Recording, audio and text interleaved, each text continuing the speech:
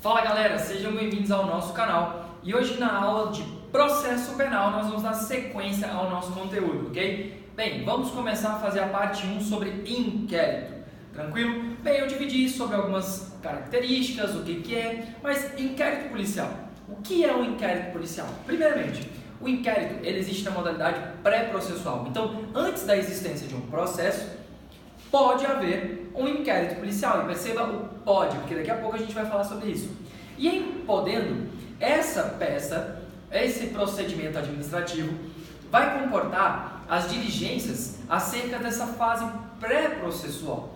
Quer dizer, ali, a autoridade policial ela vai recolher elementos que demonstrem indícios da própria autoria ou da materialidade do crime, para falar que quem seria o indivíduo responsável, quem seria investigado. Nesse sentido, é importante ainda elucidar que é no inquérito policial que haverá algumas medidas cautelares para assegurar essa investigação, como, por exemplo, o pedido de prisão temporária, que só pode ser realizada quando do momento do inquérito, ou seja, prisão temporária, só inquérito.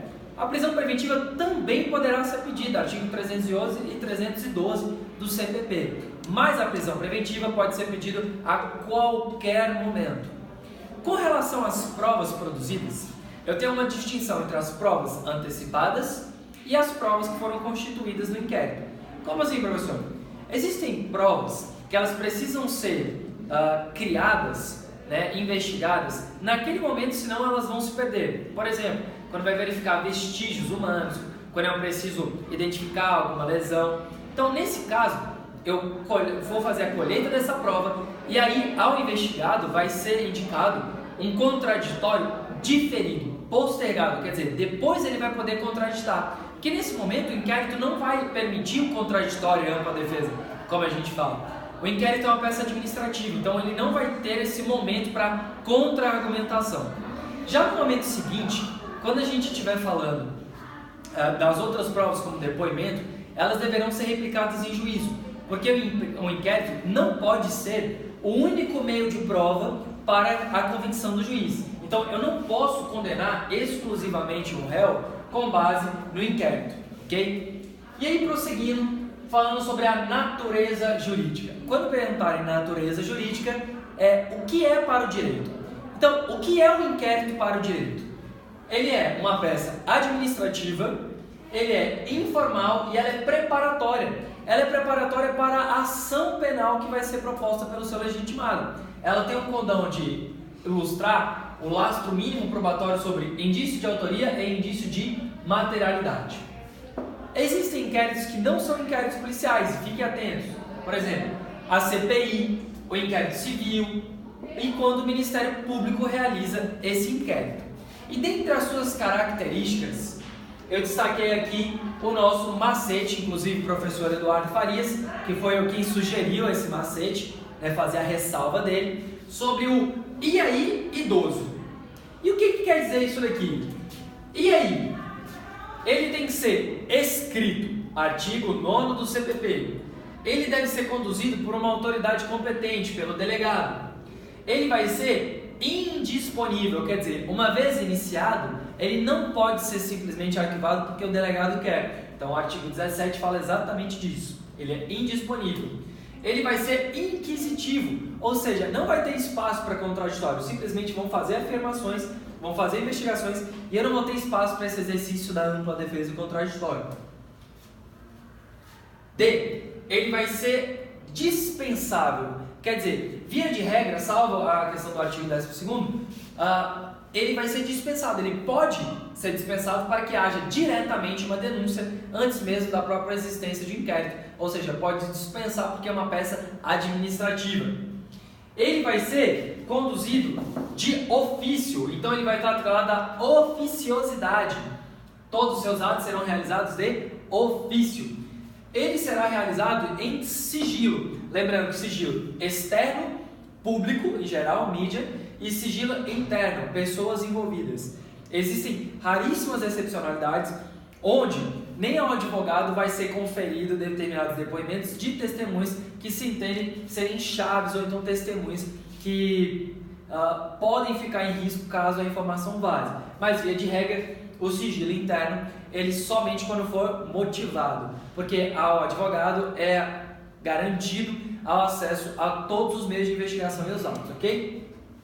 E por fim, a oficialidade, que vai estar atrelado ao órgão oficial que vai estar realizando essa investigação.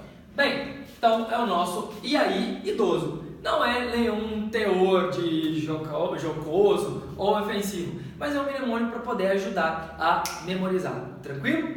Show! Lembrando que isso aqui já caiu em diversas provas de concurso, então internalize isso que vai ficar bem tranquilo quando tu for fazer uma prova de concurso e que tenha processo penal, ok? Bem, como que eu vou determinar a questão da competência? Onde que vai ter a competência para fazer esse inquérito? Eu tenho ali três possibilidades.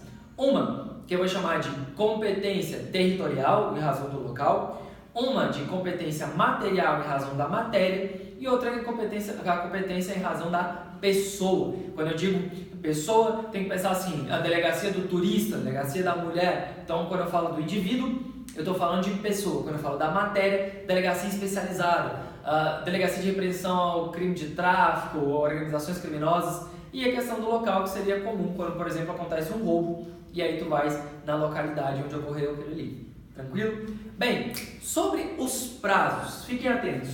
Em regra geral, o inquérito vai ter um prazo de 10 dias para ser realizado quando o réu for preso ou 30 dias se for solto. Esse prazo de 10 dias, ele é improrrogável, mas lá na frente eu vou explicar isso. E no caso dos 30 dias, ele pode ser prorrogável de maneira indefinida. Se for inquérito da Polícia Federal, 15 dias preso por igual período e 30 dias soltos prorrogáveis. Tranquilo? Se for inquérito referente à Lei 11.343 de 2006, ou seja, a Lei de Drogas, 30 dias preso, sendo esse prazo duplicado, ou 90 dias se solto também por prazo duplicado. E aí eu tenho uma flexibilização do STF, quer dizer, em que pese haver uma regra determinando esses prazos, eu posso flexibilizá-la. Depende da situação fática. Então, a primeira hipótese de flexibilização, diligência complexa. Quando eu preciso de uma diligência complexa, eu preciso de mais tempo para poder realizá-la.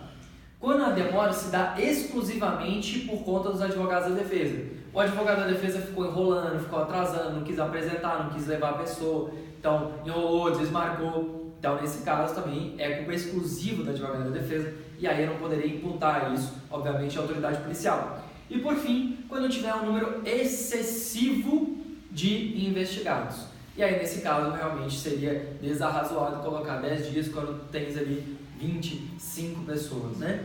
Bem, em regra, é isso daqui. Existe ainda outra possibilidade, porque o Ministério Público, ele ainda vai ter mais 5 dias em mãos. Então, o que acontece? Eu posso pegar e somar e fazer com que os 10 dias mais os 5 do Ministério Público virem 15 dias. Mas isso, no próximo vídeo, eu explico melhor. Muito obrigado e até a próxima.